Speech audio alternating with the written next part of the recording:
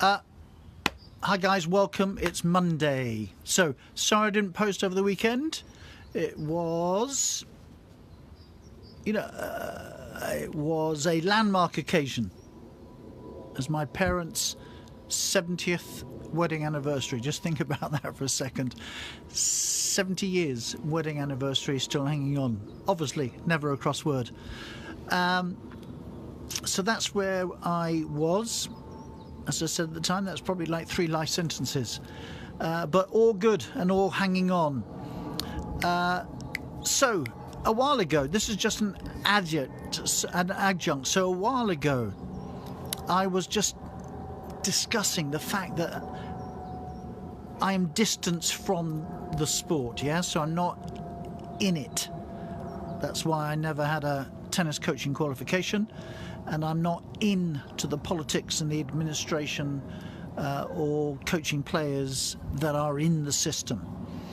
And I was musing about the dichotomy and whether it's possible to have in one organisation the pursuit of tennis as an entertainment and a made-for-TV sport with all the sponsorship and hospitality and TV rights that spits out, and at the same time being involved in the good of the game, the growth of the game, the participation, the improvement of coaches, the improvement of players at all levels. And if you remember in that post that the main events are the 4 Grand Slams and the Davis Cup. Federation Cup, yes. And now we have the Laver Cup and another made-for-TV event is on the stocks with the ATP, I think, which will be in competition with the Davis Cup and alongside the Laver Cup. So this is, and you can understand it, and it's to be applauded. This is the direction the game is going. And, football with the World Cup, there's always a battle going on. UEFA, the International Football Association, UEFA, which is FIFA, and national football associations, and then the Premiership League and all the others. These are all vying for space and the kind of ownership, or at least control, of the best talent, because it's the best talent that drives everything, and the best talent, obviously, by definition, can't be worked like a dray horse, otherwise it ceases to become the best talent. And tennis is headlong in that pursuit as well.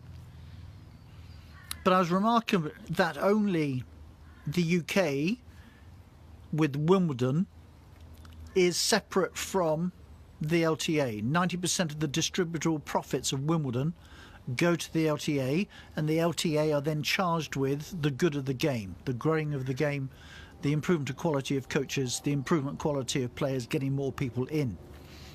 But then the ITF with the Davis Cup, that's just been a totally revamped format with X billion sort of guaranteed to come in,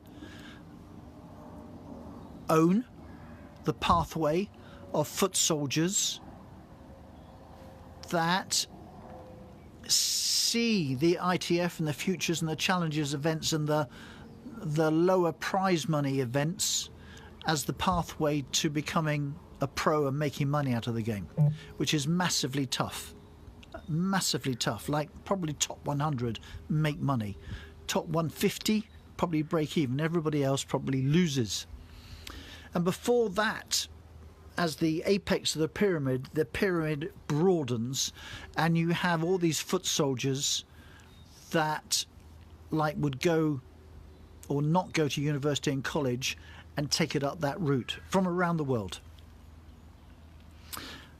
And behind those foot soldiers, as we expand the pyramid, would be people that are aspiring to be foot soldiers, world class, to eventually make it. And those are the people at school, at colleges, at universities.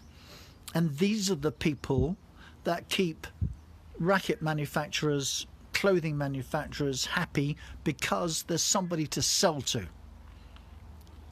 And below that in the pyramid is club players and ordinary participation. And right now there's a battle going on there. And the USTA has something similar. They have the Grand Slam, US Open, but they also control the rest of the game. Australia has its Grand Slam, invested into the Labour Cup with the USTA, and also run the rest of the game. So I'm just supposing that if you're an executive at any of these organisations, you are probably paid on revenue generation and profit. You're probably not paid for the really hard yards and thankless task of improving the base of the pyramid and the growth of the game. You're not paid if we have another 1,000 players playing twice a week, this is what you get paid. Don't think that's going to happen. So now I can foresee a battle coming up where who kind of runs the game? Is it the bureaucrats that make increasingly loads of money? Or is it the players that increasingly have less money, but obviously they're the soul of the game? Is it profits that generate where this game is going, or is it participation? If we killed off participation and stuff, would we also kill off the golden goose of the big events? Or would somehow a few people always make it that way? So there's a right royal battle going on now.